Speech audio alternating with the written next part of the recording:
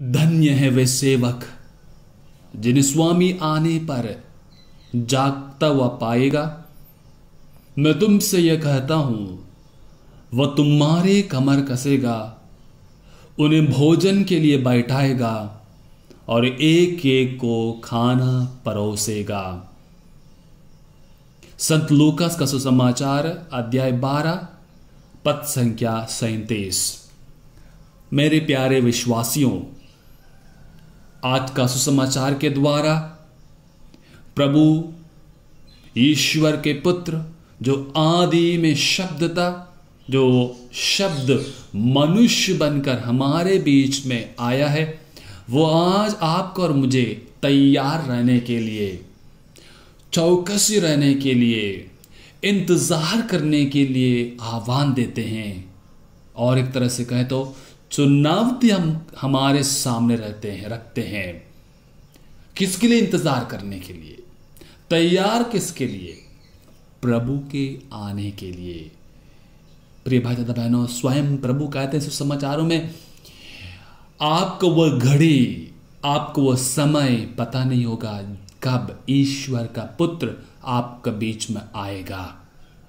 किस प्रकार की तैयारी प्रिय भाई तथा बहनों प्रभु यीशु मसीह आपसे और हमसे चाहते हैं। वो कहते हैं आज के सुसमाचार के शुरुआत में, तुम्हारी कमर कसी रहें और तुम्हारे दीपक जलते रहें। ये दीपक का अर्थ क्या है? ये नहीं कि आज हम मोमबत्ती जला के रखें और प्रतिदिन उसको जलाते रखें। ये नहीं, यहाँ पे दीपक यानी हमारे अंदर जो अच्छाइयाँ हैं, हमारे अंदर जो प्रभु के दिए हुए वरदाने हैं, उनको दूसरों के हित में इस्तेमाल करना। अहित के लिए नहीं, लेकिन हित के लिए इस्तेमाल करना। दूसरों के साथ मिलनसारे से रहना, तालमेल में रहना, मिलजुला कर रहना, मन मुटाव को दूर रखना, ईर्ष्या घमंड को दूर फेंक देना। प्रिय भाई तथा बहनों, तभी हम प्रभु का जो वचन है हमारे जीवन में लागू कर सकते हैं। अपने दीपक को, जो हमारे अंदर वरदान है दीपक के रूप में, उसको हम जला के रख सकते हैं। प्रिय भाई तथा बहनों, प्रभु कहते हैं, तुम उन लोगों के सदृश बन जाओ जो अपने स्वामी की राह देखते रहते हैं और बारात से कब लौटेगा तब तक स्वामी आकर द्वार खटखटाएंगे तो वह तुरंत ही उसके लिए द्वार खोल दें।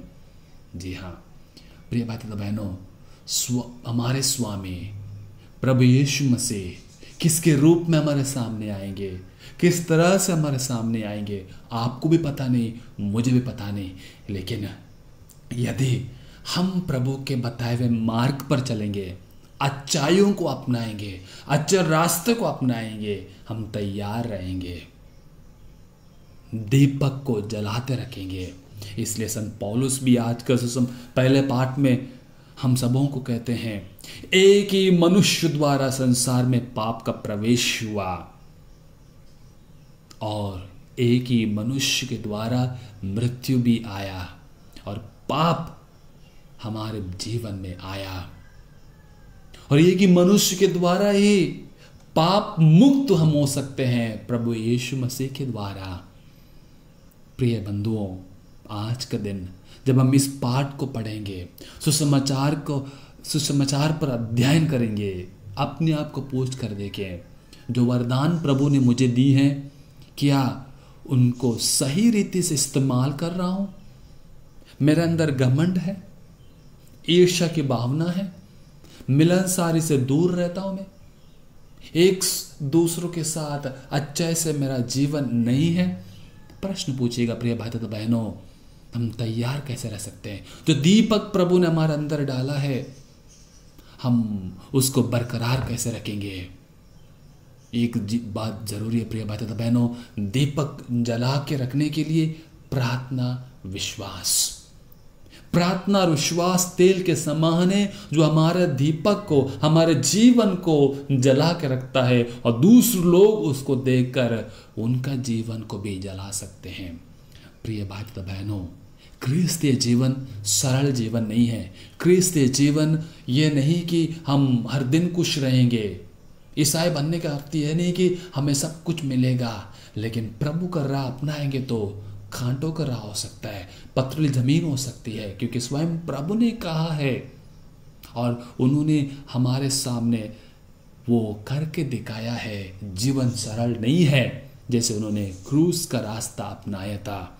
आइए हम अपने प्रभु पर अपना ध्यान केंद्रित करें और हम भी अपने आप को पूछें, क्या मैं सचमुच योग्य हूं उस प्रभु का राह पर चलने के लिए?